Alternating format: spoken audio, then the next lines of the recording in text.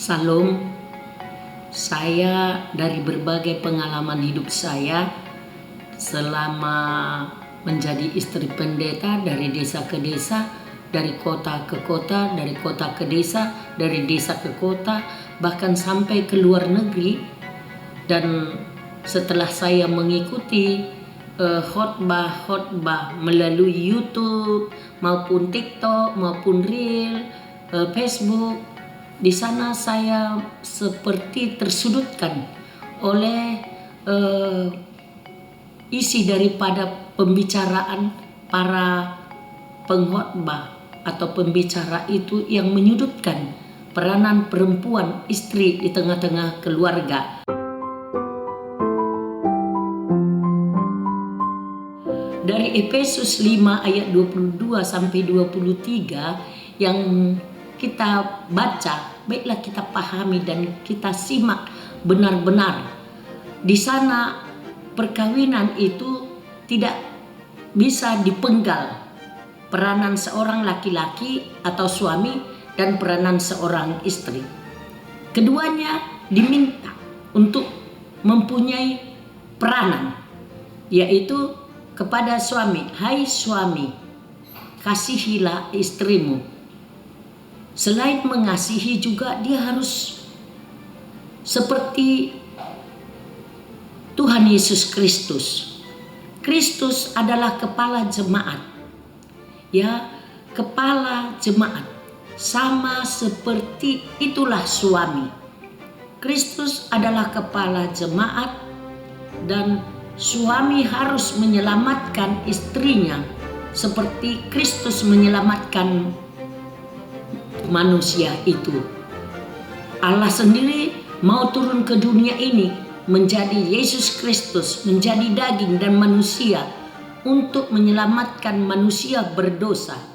Di dalam Efesus itu, hai istri tunduklah kepada suami, suami yang menjadi kepala di dalam rumah tangga, menjadi imam. Dan hai istri tunduk kepada suami, suami yang bagaimana? Hai suami, kasihilah istrimu.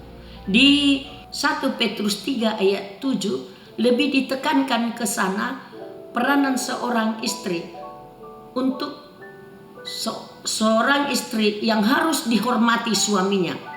Kalau di bahasa Batak itu dikatakan sangap. Sangap itu mempunyai kehormatan yang tinggi. Ya, itu sangat berbeda. Sebagai istri pertama seperti si Sarah dan istri kedua Hagar, kehormatan seorang istri pertama di dalam rumah tangga mempunyai peranan mahkota permaisuri. Jadi di sana ada kehormatan yang tinggi yang harus diberikan laki-laki itu kepada istrinya. Allah sendiri yang menghantar Hawa setelah diukir dari tulang rusuk Adam. Betapa mulianya seorang perempuan itu, Allah sendiri menghantar kepada si Adam.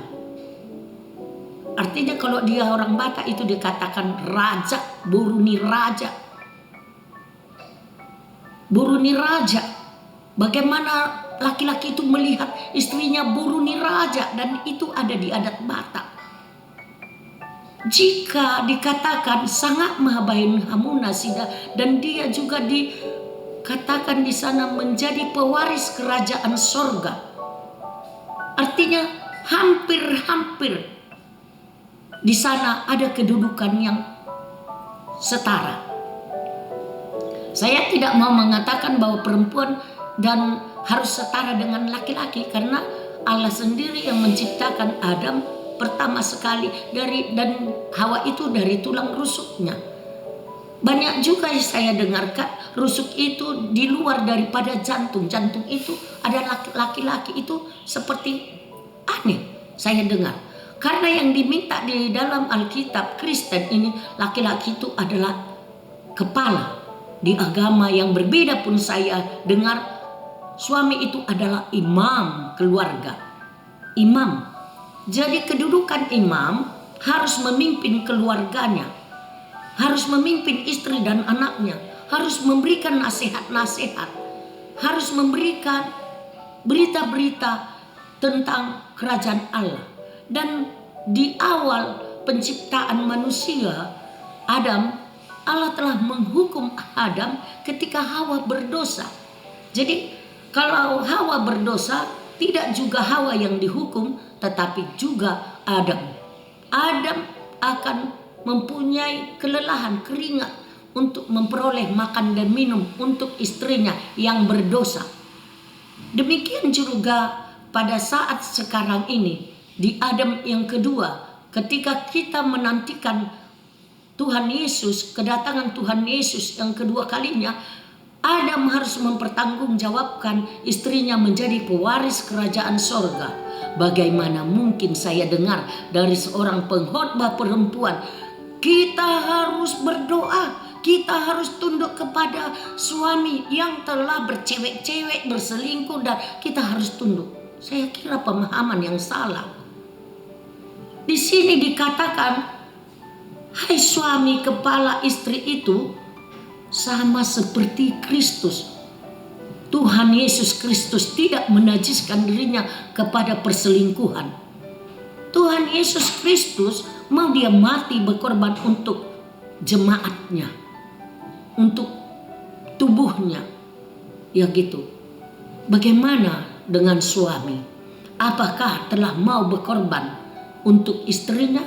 Malah menuntut istri berbuat tanggung jawab. Tanggung jawab seorang suami dipikul oleh istri di desa-desa. Mari kita tinjau bagaimana seorang istri menjadi bapak, mencari nafkah di sawah sampai sore, dan kemudian masuk ke rumah di petang hari, di gelap-gelap, untuk memberikan makan suami dan anaknya. Setelah itu suami masih pergi ke kedai kopi, ke kedai untuk berbincang-bincang, berjudi, dan berbagai mabuk-mabukan, berbagai pekerjaan hina, bermabuk-mabukan. Dan suami yang bagaimana kita tunduk? Haruskah kita juga mengatakan itu di publik, bahwa seorang perempuan harus menanggung derita seorang laki-laki, mengemban tanggung jawab seorang laki-laki, mengemban kodrat seorang laki-laki? Baiklah kita tanggung jawabi kodrat kita masing-masing, sehingga apa yang telah dituntut firman Tuhan ini, bahwa kedudukan laki-laki dan perempuan itu ada masing-masing dalam peranan masing-masing. Seorang istri juga telah diajarkan untuk tunduk, menjadi seorang istri yang bijaksana, istri yang cakap. Di bahasa Batak dikatakan istri soripada namarhuaso, di Amsal 31 ayat 10. Tentu pelayanan istri di rumah, jika dia ada perlengkapan, nilainya tentu berbeda-beda.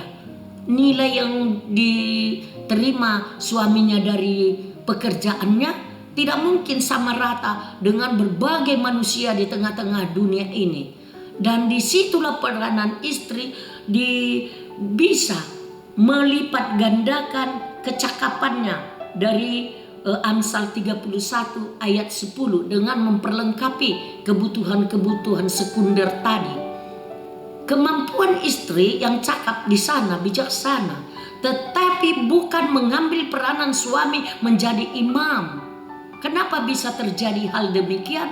Karena banyak laki-laki tidak menjadi imam di dalam keluarga. Yang memimpin ibadah di rumah tidak suami, istri. Yang berbicara di tengah-tengah masyarakat tidak suami. Suami pergi entah kemana, istri. Akhirnya perubahan zaman, perubahan generasi juga bisa membentuk seseorang berubah untuk orang-orang yang mempunyai kemampuan. Tidak semua diberikan Tuhan kemampuan itu, talenta itu. Ada yang 10, ada yang 5. Bahkan ada yang menyembunyikan talentanya. Kan begitu.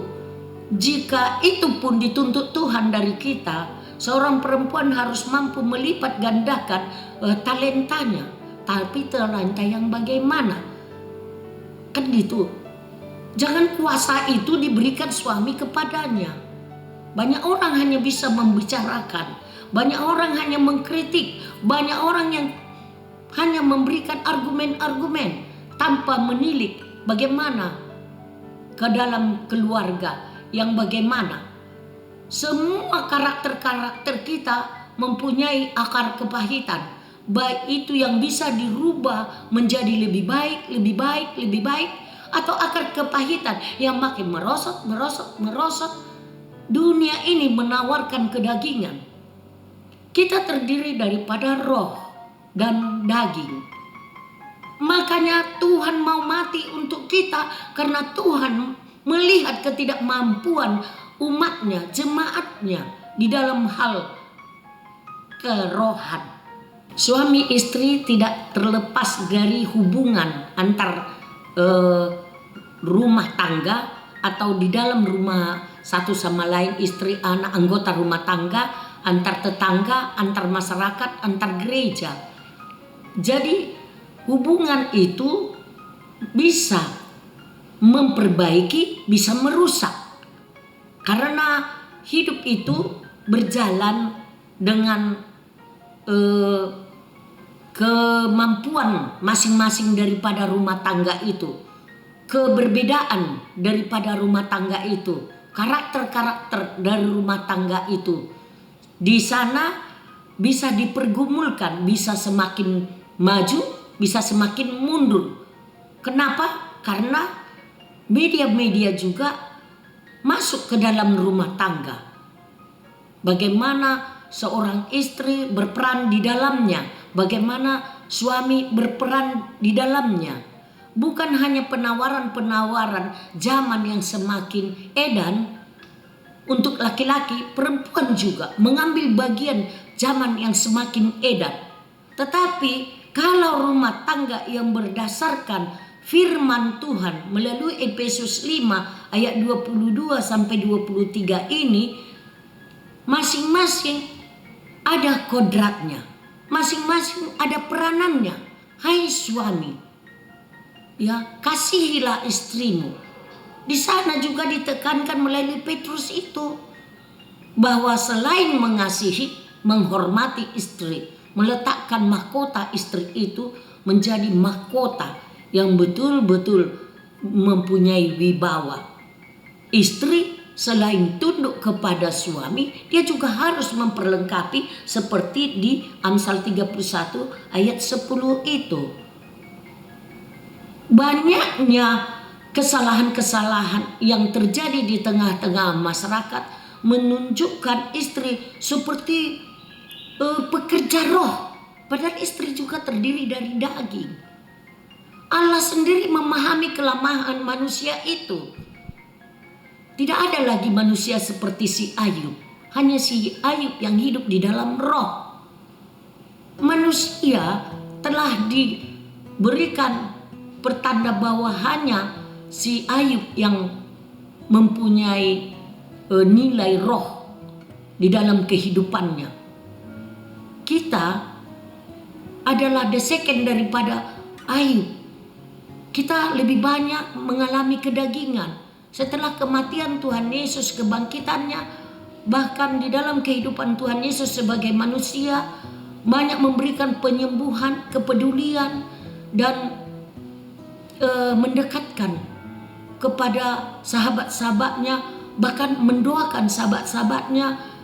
Di sini mengkait hubungan suami istri dari firman yang satu ke firman yang lain, dan di sanalah kita menjalani hidup ini agar kasih setia dari semua yang telah diikat, dirahut, holong niroha, kasih daripada Kristus, kasih pengorbanan. Dan itulah yang kita lakukan dari nilai seorang suami ke istrinya, istri ke suaminya. Jadi tidak dipandang dari sebelah mata dari segi kekuasaan seorang laki-laki sebagai kepala tubuh ini, sebagai Kristus sebagai kepala. Tetapi Kristus juga sangat peduli, sangat menghormati orang tuanya. Kristus juga mau menyembuhkan Kristus juga mau memberikan banyak orang makan. Contoh teladan yang sangat sempurna. Apakah suami-suami yang dihadirkan menjadi contoh teladan bagi istri? Ketika saya mendengar khotbah seorang pendeta yang mengatakan seorang istri harus menjadi tiang doa, itu benar. Seorang istri harus bisa mengampuni dan mencintai istrinya dan tunduk kepada semua tingkah laku suaminya. Oh, tunggu dulu. Kalau saya membaca ini, suami kepala istri sama seperti, inilah baik kita tekankan, sama seperti Kristus yang menyelamatkan jemaatnya. Selamatkanlah istrimu daripada tekanan batin, daripada air mata, daripada kesengsaraan. Hiduplah dalam kasih Tuhan, memeluk, merangkul, mendengarkan, mencintai dengan tulus, sehingga kelelahan istri terbayar dengan cinta kasih, dengan perhatian dan sanjungan. Jangan berikan pujianmu kepada orang lain, karena itu menyakiti hati Kristus.